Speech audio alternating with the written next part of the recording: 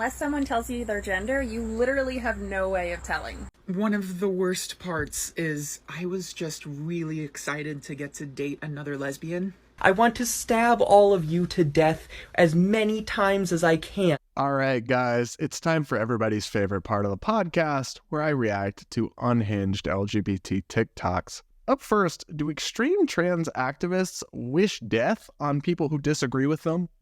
Yes, I do wish death on transphobic people because they wish death on me and have caused death to many of my brothers and sisters in the trans community. I want to stab all of you to death as many times as I can. I want to stab you in the throat and twist it like I'm carving a f***ing pumpkin. I want to shred you into tiny f***ing pieces. I want to tear your f***ing bones out from your goddamn body. I want to scoop your brains out with a f***ing spoon. I want to eat your f***ing flesh. Well, them seems lovely.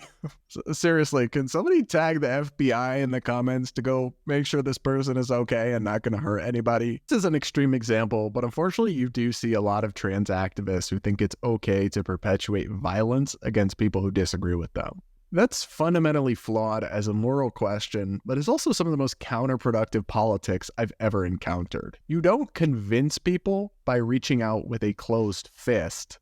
You convince them by reaching out with an open hand. And if voices like this continue to dominate the discourse on the extreme corners of trans activism, you can expect people to become more resistant, not more accepting, because scare tactics, intimidation, and threatening people don't exactly make them like you more. But other than that, you're doing great, sweetie. Up next, this one is a doozy.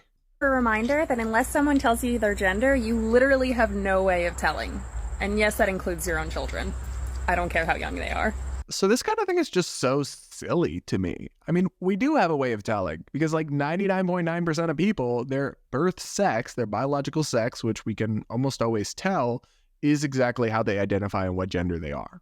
In no other situation where you had almost 100% correlation with something would people seriously argue it is wrong to assume something because of a correlation like that.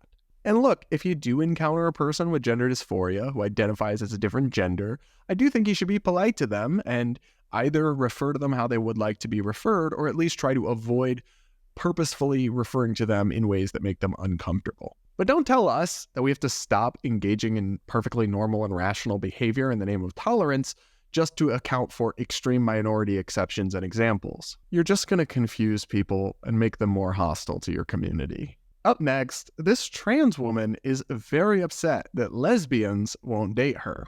Hi, if you are a cis lesbian or a lesbian who says that they won't date pre-op trans women, I need you to listen to this. So I was dating someone the last couple of weeks. It doesn't look like that's going to continue. Obviously, that sucked. One of the worst parts is I was just really excited to get to date another lesbian. I've been dating actively and going on plenty of dates for 2.5 years since I came out. This is the first lesbian that has actually dated me. A vast majority of the people that are interested in me are bisexual or pansexual and do not have experience with women. I end up feeling like I am the halfway point between men and exploring women. When I swipe right on people who say that they're lesbians, I assume that they're probably not into me. Do you know how much that sucks?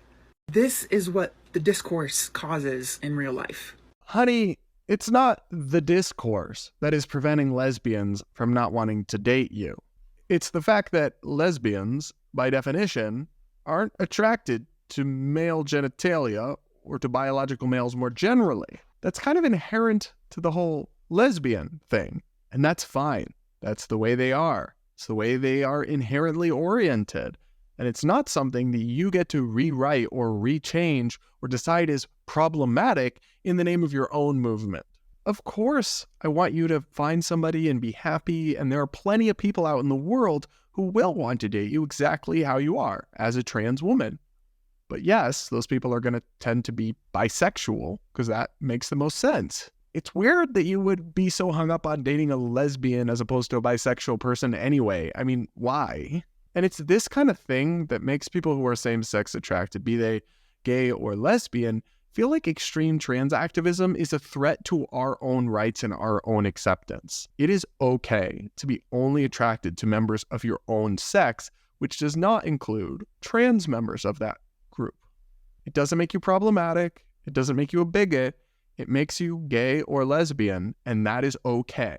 Can we also just stop with this weird trend of trying to bully people into dating you? Like, it's not cute, and it's giving Me Too vibes. All right, guys, that's about as much LGBT TikTok as I can handle in one day without getting nauseous. And I don't really want to throw up my lunch on you. I don't think that'd be cute for my YouTube viewers to witness.